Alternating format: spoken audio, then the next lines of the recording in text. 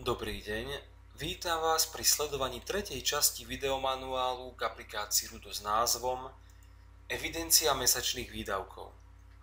Tento diel nadväzuje na predchádzajúce dva, preto odporúčame si najprv pozrieť tie. V treťom dieli videomanuálu si prakticky ukážeme, ako evidovať mesačné výdavky v 3 krokoch.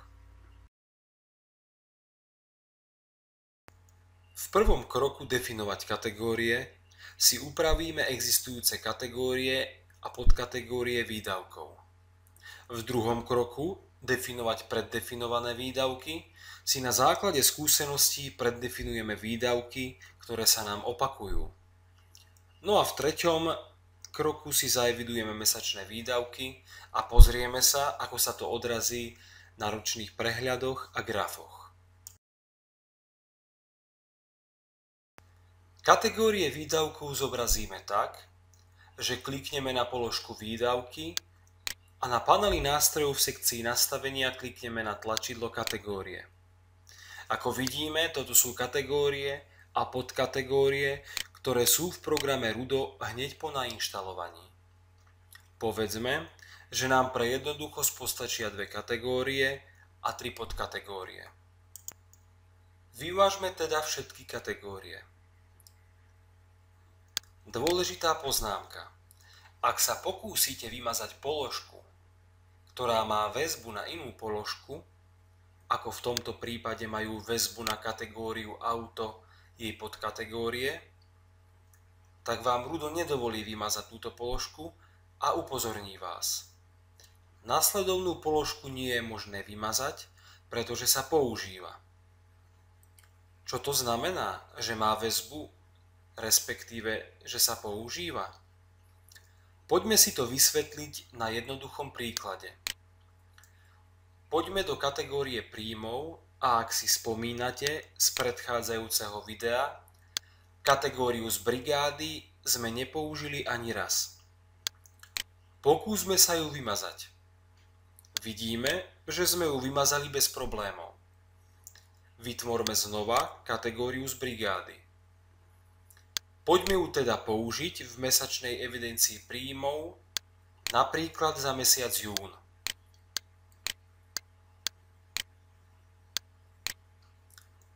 Vráťme sa do kategórií príjmov a skúsme ju vymazať. Nemôžeme ju vymazať. Ak by sme ju chceli vymazať, museli by sme najprv vymazať príjem, v ktorom sme túto kategóriu použili. Ukážeme si to.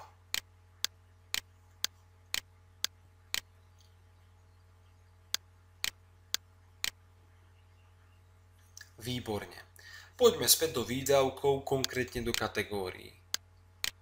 Teda ak chceme vymazať napríklad kategóriu Auto, musíme najprv vymazať jej podkategórie.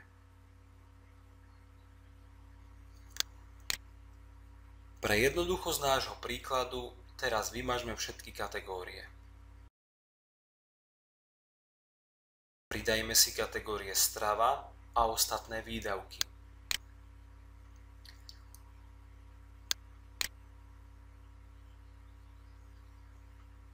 Ak chceme evidovať podkategórie, musíme najprv označiť kategóriu. Označme strava a pridajme 3 podkategórie. Mäso, sladkosti a zelenina.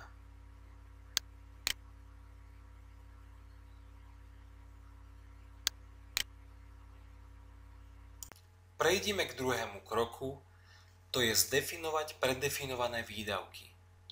Na základe našej skúsenosti vieme, že každá z kategórií ich podkategórií, ktoré sme si práve zadefinovali, sa nám opakujú každý mesiac, preto si ich pridáme do preddefinovaných. Kliknime na tlačidlo Preddefinované výdavky. Teraz si ukážeme, ako sa pridávajú položky s podkategóriami. Stlačme tlačidlo Pridať a vyberme kategóriu Strava. V 3. stĺpci sa nachádzajú podkategórie. Vyberme z rozbaľovacieho menu Mäso. Rovnako pridajme sladkosti a zeleninu. Čo ale so stravou, ktorá nepatrí do žiadnej z týchto podkategórií? Pre ňu definujeme položku s kategóriou strava a žiadnou podkategóriou. Ako poslednú pridajme položku s kategóriou ostatné výdavky. V každej položke sme ponechali nulovú sumu, keďže nevieme predvídať, koľko čoho zjeme. Výborne. Teraz sme pripravení pristúpiť k tretiemu kroku. Evidovanie mesačných výdavkov. Kliknime na tlačidlo Mesačná evidencia. Povedzme, že si program Rudo vedieme od januára. Vyberme z rozbaľovacieho menu mesiac január. Kliknime na tlačidlo Pridať predefinované výdavky. Všimnime si, že na rozdiel od mesačných príjmov majú výdavky navyše stĺpec kalkulačka. Táto bunka funguje ako kalkulačka. Výraz, ktorý sa do nej zapíše, sa automaticky vypočíta do ďalšej bunky suma. Táto funkcia je užitočná napríklad pri spočítavaní položiek s bločkou či účtou. Vyskúšajte aj zložité výrazy.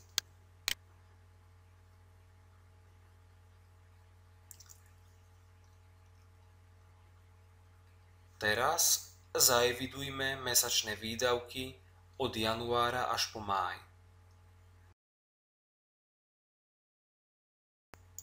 Výborne. Teraz si pozrime ročný prehľad výdavkov. V prvom stĺpci sa nachádzajú kategórie a podkategórie výdavkov, ktoré sme použili. Kategória strava v sebe obsahuje sumu všetkých položiek, ktoré obsahujú kategóriu strava. Do toho spadajú aj položky, ktoré obsahujú jej podkategórie. To znamená, že na stravu sme minuli v daný mesiac toľko a z toho na mäso toľko, na sladkosti toľko a na zeleninu toľko. V spodnom riadku vidíme sumy pre každý mesiac. V dvoch posledných stĺpcoch vidíme aktuálne sumy a priemery. Kliknime teraz na tlačidlo Graf v sekcii Rok. Zobrazí sa nám ročný graf výdavkov podľa kategórií a podkategórií. Vyberme kategóriu alebo podkategóriu, ktorá nás zaujíma a pozrime si jej priebeh.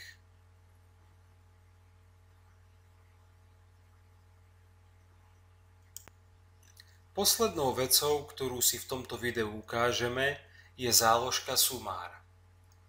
V záložke Sumár sa nachádzajú sumárne údaje príjmov aj výdavkov. Kliknime v záložke Sumár v sekcii Rok na tlačidlo Ročný prehľad. Druhý riadok tabuľky je vlastne ten istý ako posledný riadok tabuľky výdavkov Ročný prehľad. Kedykoľvek zmeníme čo i len jednu položku v ktoromkoľvek mesiaci, či už výdavkov alebo príjmov, v tejto tabuľke nájdeme vždy aktuálne sumárne hodnoty.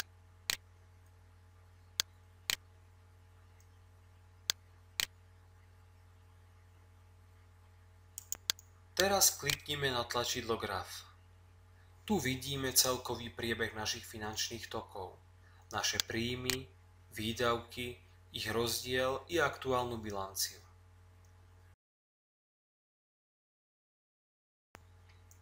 V tomto videu sme si ukázali, akým spôsobom evidovať mesačné výdavky.